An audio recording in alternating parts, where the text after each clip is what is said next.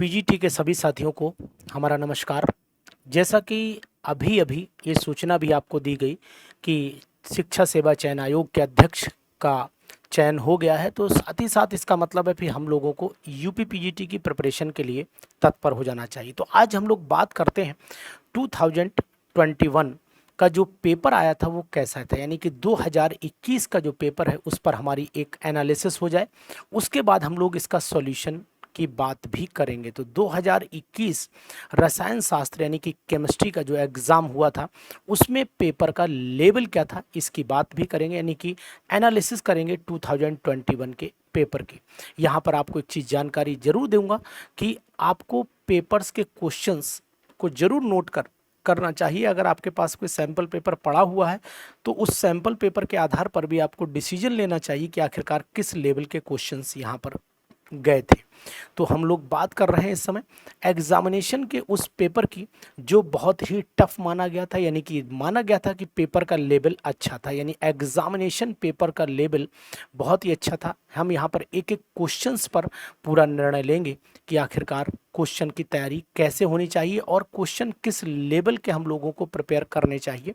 ये बात इस एग्ज़ाम से हमें पता जरूर लग जाएगी। देखिए, पहला क्वेश्चन भी आपकी स्क्रीन पर दिख रहा होगा।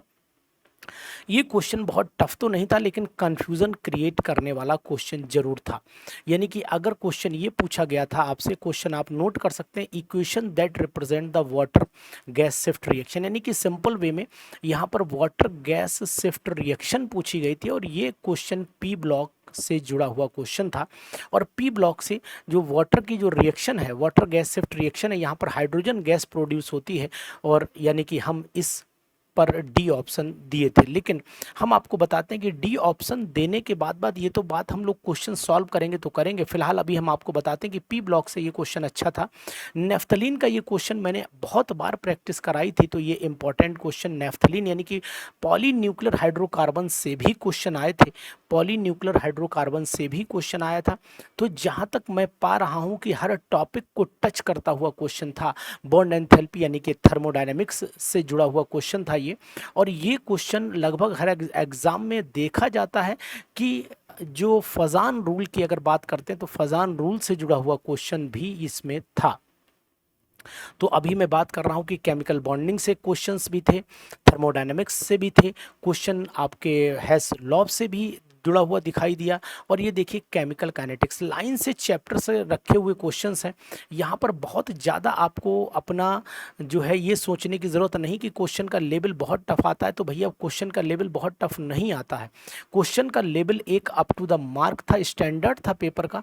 पेपर अपने में एक स्टैंडर्ड पेपर था। देखिए यूनिट बहुत सिंपल क्वेश्चन था कि भाई जीरो ऑर्डर की यूनिट बता दीजिए, जीरो ऑर्डर की यूनिट बता दी। तो ऐसे क्वेश्चंस को भी आपने नोट डाउन किया था। ये क्वेश्चन अगर आप देखेंगे तो एम के जैन की बुक में भी दिया हुआ है, एम के जैन की बुक में भी दिया हुआ है, और ये क्वेश्चन आई एल फिनार में भी दिया हुआ है। और ये क्वेश्चन आपको सिंपल जो अगर हम बुक पढ़ते हैं बहलन बहल की, तो उसमें भी ये क्वेश्चन आपको दिया हुआ है। यानी कि अगर आप नोट डाउन कर पा रहे हैं तो हमें थोड़ी ऐसे कह सकते हैं कि डीप स्टडी की ज़रूरत होगी, यानी कि डीप स्टडी की ज़रूरत हमें होगी, थोड़ी गहराई से हमें पढ़ना पड़ेगा, तभी हमें समझ में आएगा कि एग्जामिनेशन क्वालिफाई करना कैसे है। यानी कि यहाँ पर लाउरी डिब्रन है ना, एकस्टीन रीअरेंजमेंट के नाम से ये जानी गई थी रिएक्शन, और ये एग्जाम में पूछी गई है। ध्यान दीजिएगा, इंपॉर्टेंट पेपर है। इसी तरीके से ये रिएक्शन थोड़ी कम पढ़ी जाती है, एसन आई रिएक्शन, और एसन आई रिएक्शन को भी अब आपको पढ़ना चाहिए। एसन आई रिएक्शन एग्जाम में ये बहुत दिनों बाद आई रिएक्शन, और इसीलिए लोगों ने अधिकतर एसन टू एग्जामिनेशन पर टिक,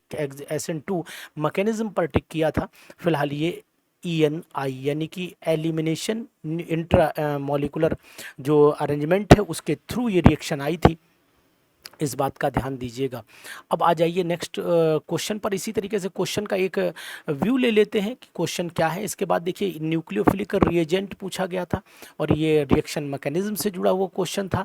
इसी के साथ साथ हम लोग बात कर लेते हैं which one of the following represents the compressibility factor gaseous state से जुड़ा हुआ क्वेश्चन था। आपको लगभग हर टॉपिक से जुड़े हुए क्वेश्चन इस वीडियो के अंदर दिखाई दे रहे हैं। यहाँ पर ये एड्जॉर्प्शन की बात कर रहे थे तो एड्जॉर्प्शन कैटालिसिस से जुड़ा हुआ भी क्वेश्चन यहाँ पर आपको दिखाई दे रहा है, ये भी गैसेस स्टेट से क्वेश्चन आपको दिखाई दे रहा है। तो ओवरऑल कहने का मतलब ये मैकेनिज्म से क्वेश्चन दिखाई दे रहा है, मैकेनिज्म से क्वेश्चन दिखाई दे रहा है। तो आपको तैयारी कितनी करनी चाहिए और कैसे करनी चाहिए, इन चीज़ों पर भी हमारा फोकस रहेगा। तो ये क्वेश्चन बहुत इंपॉर्टेंट था। रिएक्शन मैकेनिज्म लगभग 10 क्वेश्चन देगी, 10 से 15 क्वेश्चन रिएक्शन मैकेनिज्म ने दिए 2021 में। और ये आपका एंजाइम से जुड़ा हुआ क्वेश्चन था, जो बहुत दिनों बाद ऐसा क्वेश्चन एग्जामिनेशन में दिखाई दिया। ये आईएएस के एग्जामिनेशन जब केमिस्ट्री आया करती थी और पीसीएस की केमिस्ट्री आया करती थी, उस समय भी ये क्वेश्चन देखा गया था। तो उससे ही ये यानी कि ये संघ लोक सेवा आयोग का अगर आप पेपर देखते हैं, यूपीएससी जिसे बोलते हैं संघ लोक सेवा आयोग, संघ लोक सेवा आयोग का अगर आप एग्जामिनेशन पेपर आईएएस का देखेंगे तो आपको उस समय की जो केमिस्ट्री का पेपर है उसमें ये क्वेश्चन आ चुका है। तो यहाँ से एक संदेश ये भी मिल रहा है कि अगर हमें यूपीएससी के जो ओल्ड ईयर के एग्जामिनेशन पेपर हैं, यूपीएससी के ओल्ड ईयर एग्जामिनेशन पेपर हैं, वो जिसमें केमिस्ट्री एक पर्टिकुलर सब्जेक्ट में पूछी जाया करती थी, तो वहाँ से भी हमें तैयारी करनी पड़ेगी, ऐसा भी मुझे इंडिकेशन मिल रहा है। यानी कि अब हमें संघ लोक सेवा आयोग के जो पेपर हैं उनको भी एक बार रिवाइज करना पड़ेगा, तब हम लोग पहुंच पाएंगे अपने उस मुकाम पर जहां पर हम जाना चाहते हैं। Which one of the following has the highest melting point? तो ये तो फिजिकल प्रॉपर्टीज से पूछ लिया गया, यानी कि फिजिकल प्रॉपर्टीज पूछ ली गई। अब देखिए, जबकि लगता था कि फिजिकल प्रॉपर्टीज आने की संभावनाएं बहुत कम है, लेकिन यहाँ पर दिखाई दी। इसी तरीके से आपको acid base concept, ionic equilibrium में लक्स फ्लड में लगातार इंपॉर्टेंट बताया हूँ और वहीं से आपको क्वेश्चन मिला है। इसी तरीके से आपका रिडक्टिव कार्बोक्सिलेशन ये थोड़ा सा हटा है ना, कार्बोनाइलेशन ये थोड़ा सा हटा क्वेश्चन, और ये इसलिए हटा क्योंकि ये इनऑर्गेनिक केमिस्ट्री की ऑक्सीडेशन रिएक्शन पूछ ली गई है। तो ये बात भी आपको ध्यान दीजिएगा, इम्पॉर्टेंट है। और ये आप ऐसे कह सकते हो कि हम इनको जो रिएजेंट हैं उनको ज़रूर पढ़ना चाहिए, यानी कि रिएजेंट पर भी हमारी एक वीडियो है, एक क्लास है, रिएजेंट पर भी बहुत ध्यान से फोकस करना चाहिए। तो 2021 का एनालिसिस क्या कहता है ये आपको लास्ट में बताएंगे, लेकिन पहले आप पूरी वीडियो को ध्यान से देखिए। देखिए, अल्फ़ा हेलिक्स स्ट्रक्चर के बारे में जब पूछा तो अल्फ़ा हेलिक्स स्ट्रक्चर में ये भी कहा गया कि भाई देखिए, हाइड्रोजन बॉन्डिंग से जोड़ दिया क्वेश्चन को, यानी कि क्वेश्चन में हाइड्रोजन बॉन्डिंग के सभी टाइप भी आपको पता रहे, तभी काम आपका चल पाएगा। और रिएक्शन में equilibrium state delta G at constant pressure temperature पर भी पूछा गया। तो वही बात है कि क्वेश्चन की थोड़ी सी ट्विस्टिंग ने लोगों को थका दिया था। क्वेश्चन बहुत टफ नहीं थे, लेकिन हाँ, क्वेश्चन की जो ट्यूनिंग थी बहुत अच्छी थी, इस बात का ध्यान दीजिएगा। ये क्वेश्चन भी आपका बहुत अच्छा था। वर्क डन इन डिजॉल्विंग 1 मोल, यानी कि थर्मोडायनेमिक्स ने भी कवरेज अच्छा खासा किया था। रिएक्शन मैकेनिज्म के बाद अगर कोई रोल था तो थर्मोडायनेमिक्स और गैसेस स्टेट का था। देखिए कितना अच्छे अच्छे क्वेश्चंस लगाए गए थे इस सीरीज में, है ना। ये भी थर्मोडायनेमिक्स से जोड़ दिया था क्वेश्चन, यानी कि थर्मोडायनेमिक्स और रिएक्शन मैकेनिज्म इन दोनों को बहुत फोकस किया। ये इलेक्ट्रोकेमिस्ट्री से जुड़ा हुआ क्वेश्चन आपको क्वेश्चन नंबर 22 और 23, क्वेश्चन नंबर 23 आपको दिखाई दिया है। यहाँ पर हमें इलेक्ट्रोकेमिस्ट्री पर भी ध्यान देना पड़ेगा, यानी ओवरऑल चैप्टर्स पर देखिए रिएक्शन मैकेनिज्म से ये भी क्वेश्चन जोड़ा गया। और ये अगर मैं आपसे कहता हूँ तो ग्रिग्नार्ड रिएजेंट को ज़्यादा फोकस करना पड़ेगा आपको, तभी आपको समझ में ये आएगा कि रिएक्शन कैसे करना चाहिए। तो ये सब रिएक्शन क्वेश्चंस हैं, ये सभी क्वेश्चन आपके 2021 में आए। और 2021 का ये क्वेश्चन देखिए, hydrolysis of the which of the following compound from the benzaldehyde, benzaldehyde कौन बना रहा है, तो ये क्वेश्चन भी खूब एग्जामिनेशन में आया हुआ। तो अब आपने किया भी होगा, सॉल्व भी किया होगा। इसी तरीके से फोटोकेमिकल रिएक्शंस, क्वांटम यील्ड यानी कि फोटोकेमिस्ट्री से भी क्वेश्चन को टच किया गया, और ये आपका इलेक्ट्रोकेमिस्ट्री से भी क्वेश्चन को टच कर रहे हैं। तो अच्छा लेवल फिजिकल केमिस्ट्री में दिया गया। ये ऐसा क्वेश्चन बहुत कन्फ्यूज़न क्रिएट किया था, लोगों ने कन्फ्यूज़न क्रिएट किया था इस क्वेश्चन ने, कंफ्यूजिंग क्वेश्चन इसको बोल सकते हैं कि बहुत कुछ कॉमन। हालांकि क्वेश्चन इजी था, क्वेश्चन टफ नहीं था, क्वेश्चन इजी था, लेकिन पेपर टफ लगा था उस समय, क्योंकि हमने रैंडमली ऐसे क्वेश्चन कभी देखे नहीं थे, इसीलिए हम लोगों को ये पेपर टफ लगा था। ठीक है, ये क्वेश्चन भी इनऑर्गेनिक केमिस्ट्री से समेटा गया है। इनऑर्गेनिक केमिस्ट्री में भी बहुत हमें फोकस करना पड़ेगा। इनऑर्गेनिक केमिस्ट्री से देखिए, ये क्वेश्चन भी अच्छा क्वेश्चन था, इन क्वेश्चंस पर हमें लगातार ध्यान देना पड़ेगा। अब आ जाइए इस क्वेश्चन पर। ये अगर हम देखते हैं तो डी ब्लॉक ब्लॉक से जोड़ दिया गया क्वेश्चन को, और डी ब्लॉक में अगर ऐसे बोलें कि डी ब्लॉक के साथ में कोऑर्डिनेशन कंपाउंड को अगर देख लें तब भी कोई दिक्कत नहीं है, तो ये क्वेश्चन भी आपको करना चाहिए। 32वां अगर आप क्वेश्चन देखते हैं तो ये भी आपका क्वेश्चन जो है, which of the following will have the highest coagulating power, यानी कोलाइडल सॉल्यूशन से क्वेश्चन उठाया गया इसको। तो कोलाइडल सॉल्यूशन जिसमें पॉजिटिव चार्ज ज़्यादा होगा, सिंपल सी बात ये है। Reaction of acetone with selenium dioxide, यानी हमारा कहने का मतलब था कि यहाँ पर हमें रिएजेंट्स पर बहुत फोकस करना पड़ेगा। अगर हम लोगों ने रिएजेंट्स तैयार कर लिए तो रिएजेंट्स तैयार करने के साथ साथ हमारी केमिस्ट्री की बहुत सारी समस्याओं का समाधान भी हो जाएगा। ये क्वेश्चन मैंने इंपॉर्टेंट कई बार बताया था और ये क्वेश्चन आया भी था कि यहाँ पर HNO3 का रोल कैसा है। तो HNO3 जो है वो यहाँ पर रिड्यूसिंग एजेंट की तरह बिहेव करता है कि बेस की तरह बिहेव करता है। ये मैंने कई बार बताया कि यहाँ पर ये किसकी तरह बिहेव करता है, ये आपको पता होना चाहिए कि ये बेस की तरह बिहेव करता है। बहुत ही इंपॉर्टेंट क्वेश्चन था ये वाला भी। 35वां क्वेश्चन ये भी ऑर्गेनिक केमिस्ट्री से जुड़ा था। ये देखिए थर्मोडायनेमिक्स को यहाँ भी इन्होंने डोमिनेंसी दी है और बहुत अच्छा क्वेश्चन। कोलिजन थ्योरी पर भी क्वेश्चन, गैसेस स्टेट को कवरेज किया है। इसी के साथ साथ आपने यहाँ पर देख रहे हैं कि इनऑर्गेनिक केमिस्ट्री को भी भरपूर जगह दी कि हेट्रोसाइक्लिक कंपाउंड चीची-बाबिन रिएक्शन मैंने कई बार इंपॉर्टेंट भी बताई थी और आई एग्जामिनेशन में। तो इस पेपर को अगर आप एनालाइज करना चाहते हैं और चाहते हैं कि इस पेपर को पूरा एनालाइज करके हम लोग डिस्कशन भी कर लें कि आखिरकार देखिए ये कॉम्प्लेक्स कंपाउंड ज्योमेट्रिकल आइसोमेरिज्म से जुड़ा क्वेश्चन था और यहाँ पर रिएक्शन मैकेनिज्म ने भी अच्छी खासी डोज पूरी दी है 2021 के पेपर में। यहाँ चल लेते हैं तो ये भी रिएक्शन मैकेनिज्म से जोड़ दिया गया है और ये इनऑर्गेनिक केमिस्ट्री का लेंथेनॉइड कॉन्ट्रैक्शन लेंथेनॉइड्स से जोड़ दिया गया क्वेश्चन को। ये देखिए ये क्वेश्चन भी आपका पॉलीन्यूक्लियर हाइड्रोकार्बन से, यानी कि अगर हमारी क्लासेस को आप कंटिन्यू कर लेते हैं, क्लासेस में जितनी भी वीडियोज़ हैं, अगर क्लासेस की सभी वीडियोज़ अगर आप देख लेते हैं तो ये मान के चलिए कि आपका सिलेक्शन फाइनल हो जाता है। यानी कि सिलेक्शन बेस्ड वीडियो है, सिलेक्शन बेस्ड वीडियो है हमारे सभी ऐप एरोमा केमिस्ट्री क्लासेस पर, तो आप उसको ध्यान दीजिएगा। बहुत ही इंपॉर्टेंट आपको वीडियोस मिलेंगे और इस टाइप का क्वेश्चन भी मैंने सॉल्व कराया है। ये क्वेश्चन आपको मिला होगा और ये क्वेश्चन पर मेरी पर्टिकुलर वीडियो पड़ी हुई है, बहुत ही इंपॉर्टेंट है। ये ट्रांस और सिस फॉर्म का जो कॉम्बिनेशन होता है, कब ट्रांस होगा, इसमें अरेंजमेंट क्या होना चाहिए, इस अरेंजमेंट पर भी मैंने वीडियो बना करके डाली हुई है। तो हाफ लाइफ पीरियड यानी कि रेडियो एक्टिविटी को भी टच करना चाहिए और रेडियो एक्टिविटी के साथ में ये भी कह सकते हो केमिकल काइनेटिक्स से जुड़ा हुआ क्वेश्चन भी मान सकते हो आप इसे, अगर रेडियो एक्टिविटी से नहीं जोड़ते हो। देखिए मोस्ट स्ट्रॉन्ग ये आपका ऑर्गेनिक केमिस्ट्री है। ऑर्गेनिक केमिस्ट्री को डोमिनेंट करेक्टर यहाँ पर माना गया है। ये एग्जामिनेशन के पॉइंट ऑफ व्यू से बहुत इंपॉर्टेंट बनी है। यहाँ पर भी आपने इनऑर्गेनिक केमिस्ट्री को फोकस करते हुए देखा, यहाँ हाइब्रिडाइजेशन, और ये आपको ऐसे बोल सकते हैं कि इंटर हैलोजन कंपाउंड्स का एक एग्जाम्पल माना जा सकता है यहाँ पर। इसी तरीके से ये क्वेश्चन भी सॉलिड स्टेट का था। सॉलिड स्टेट का इजी क्वेश्चन था, बहुत टिपिकल नहीं था, लेकिन एग्जामिनेशन टाइम पर पेपर टफ क्यों लगा था, क्योंकि हमने क्वेश्चन की ट्यूनिंग पहली बार ऐसी बार देखी थी। हमने का मतलब हम सभी लोगों से है, तो इस चीज़ का भी आपको ध्यान देना चाहिए। इसी तरीके से क्विनोलिन देखो यहाँ पर पूछ लिया गया, इंटर हैलोज वो हाइड्रोसाइक्लिक कंपाउंड पर अच्छा खासा फोकस था। डाइस पर भी क्वेश्चन दिया गया था, कोई टॉपिक नहीं छोड़ा क्वेश्चन के लिए, इन्होंने हर टॉपिक को क्वेश्चन के फॉर्म में दिया था, इस बात का ध्यान दीजिएगा। तो ये कंपाउंड हमने लिए, ये कंपाउंड देखिए फिनॉल से जुड़ा था। एसिडिक नेचर किसका कम होगा, किसका एसिडिक नेचर ज़्यादा होगा, इस पर भी हमारा विशेष ध्यान जाना चाहिए। अरेंजमेंट पर भी अच्छा खासा क्वेश्चन पूछा गया है।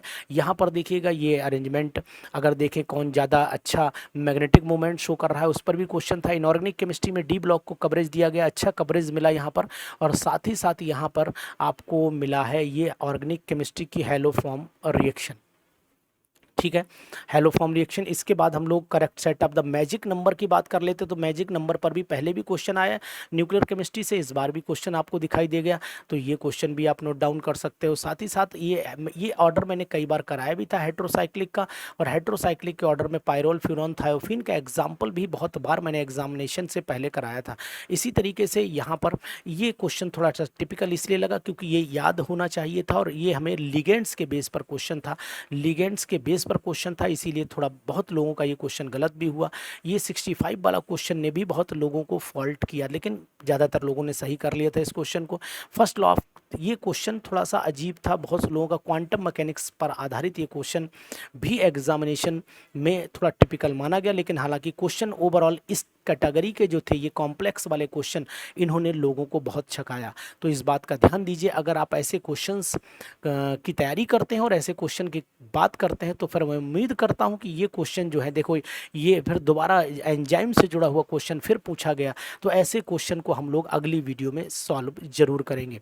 यानी कि अगर हम 2021 के पेपर को सॉल्व कर लेते हैं, देखिए ये वाला भी who first carbophenyl isocyanate for the synthesis of the peptide, Frederick Sanger ने किया था। तो ये क्वेश्चन भी अगर आप ऐसे तैयार करते हैं और ऐसे क्वेश्चन की प्रिपरेशन करते हैं तो जरूर आपको बेनिफिट होगा। यानी कि ethanol on reaction with bromine with aqueous solution का एग्जाम्पल क्या होना चाहिए था, ये आपको जानकारी में मिल चुका होगा। तो फिर मैं आपको जरूर बताऊंगा कि आपको प्रिपरेशन में थोड़ी सी अपनी सतर्कता बरतनी पड़ेगी और ऐसे क्वेश्चन की भरपूर तैयारी के लिए आपको हमारे साथ जुड़ना पड़ेगा। ये क्वेश्चन भी फोटो केमिस्ट्री से जुड़ा हुआ था।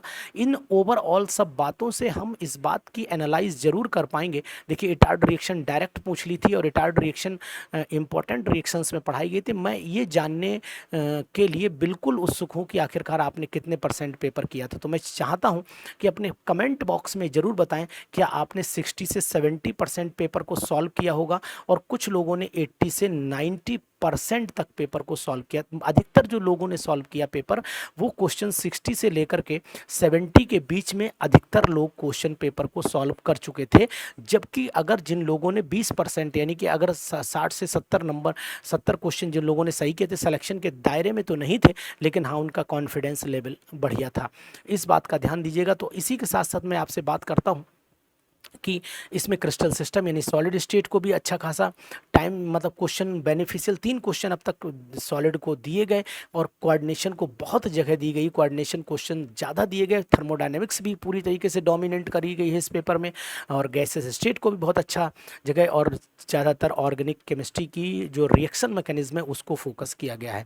तो मैं चाहता हूँ इस पेपर को पूरा हम लोग सॉल्व करें और इस पेपर को सॉल्व करने के बाद हम आपको अगली वीडियो दें इस पेपर को सॉल्यूशन, यानी कि 2021 का सॉल्यूशन भी आपको अगली वीडियो में देंगे। लेकिन उससे पहले आपको इन क्वेश्चंस पर एक डिस्कशन जरूर करना चाहिए कि आखिरकार ये क्वेश्चन की लेवल हमारी कैसी होनी चाहिए, क्वेश्चन की तैयारी कैसी होनी चाहिए, क्या ये क्वेश्चंस जरूरी हैं और क्या ये क्वेश्चन रिपीट हो सकते हैं। रिपीट हो सकता है 2021 का पेपर, रिपीट होने का मतलब है क्या इनमें से क्वेश्चन 2021 में से आ सकते हैं, इस बात का भी ध्यान देना। ये क्वेश्चन भी बहुत लोग जो थे वो गलत करके आए थे, लोगों ने डी ब्लॉक लगाया था, जबकि चार्ज ट्रांसफर ट्रांजिशन इसमें था एग्जाम में।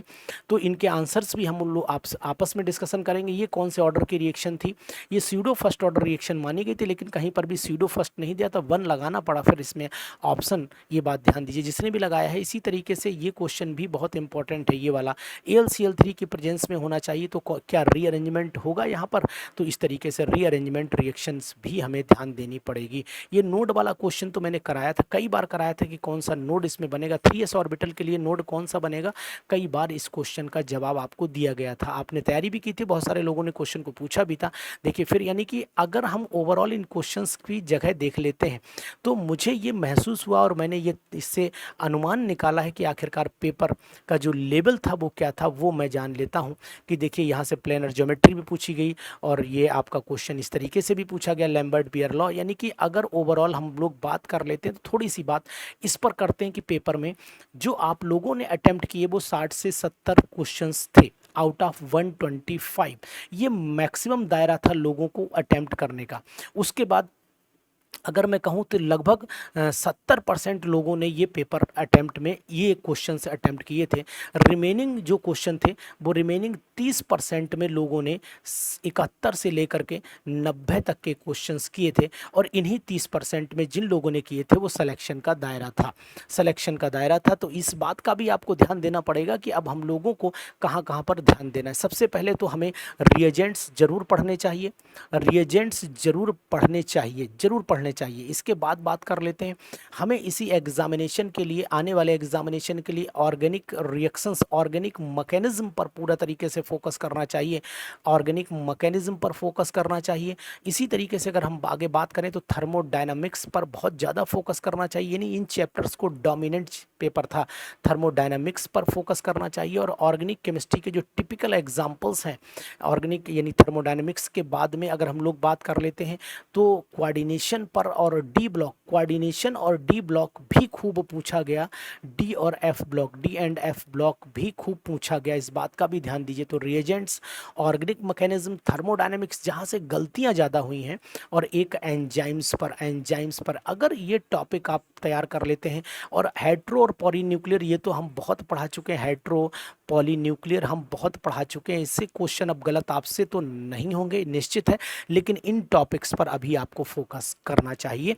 और जो इनऑर्गेनिक केमिस्ट्री है, इनऑर्गेनिक के जो एक्सेप्शंस हैं, इनऑर्गेनिक केमिस्ट्री के जो टिपिकल पॉइंट हैं, टिपिकल पॉइंट्स उनको भी हम लोगों को पढ़ लेना चाहिए, टिपिकल पॉइंट्स को जरूर पढ़ना चाहिए, तभी हमारा 2000 जो आने वाला 24 का एग्ज़ाम है सफल हो पाएगा। तो दोस्तों अगली वीडियो में हम आपको 2021 का सॉल्यूशन देंगे, तो आप अगली वीडियो का इंतजार करिए और कमेंट जरूर करिएगा कि आपको इस पेपर से क्या सीख मिलती है, कि आपको तैयारी का लेवल अपना कहाँ ले जाना चाहिए। मैं तो कहता हूँ कि बहुत ज़्यादा क्वेश्चंस अगर आप गेट लेवल के क्वेश्चंस भी लगा लेते हैं, है ना, गेट लेवल के क्वेश्चंस भी अगर आप लगा लेते हैं, तो मैं उम्मीद करूंगा कि आपका सिलेक्शन 100% हो जाएगा। यानी गेट लेवल से जुड़े हुए कुछ क्वेश्चंस भी टच कर रहे थे यहाँ पर, जो मेरा अनुमान है। तो आपका क्या अनुमान है आप जरूर बताएं। यानी कि आप अगर इस दायरे को पहुंचाते हैं, 71 से ऊपर जो लोग गए थे 90 के बीच में सिलेक्शन उनका 100% हुआ, तो आप भी सिलेक्शन चाहते हैं, तो मैं चाहता हूं कि इस बार पेपर में आप 100+ का अपना टारगेट लेकर के चलें, और 100+ के टारगेट में आपको सफलता जरूर मिलेगी। अपने व्यूज़ को जरूर डालिए और कमेंट में डालिए कि 2021 का क्या सोल्यूशन आप चाहते हैं, क्या चाहते हैं कि आपको प्रॉपर सोल्यूशन 2021 के पेपर का मिले और आप अगली तैयारी बहुत अच्छे ढंग से कर पाएं। Thank you.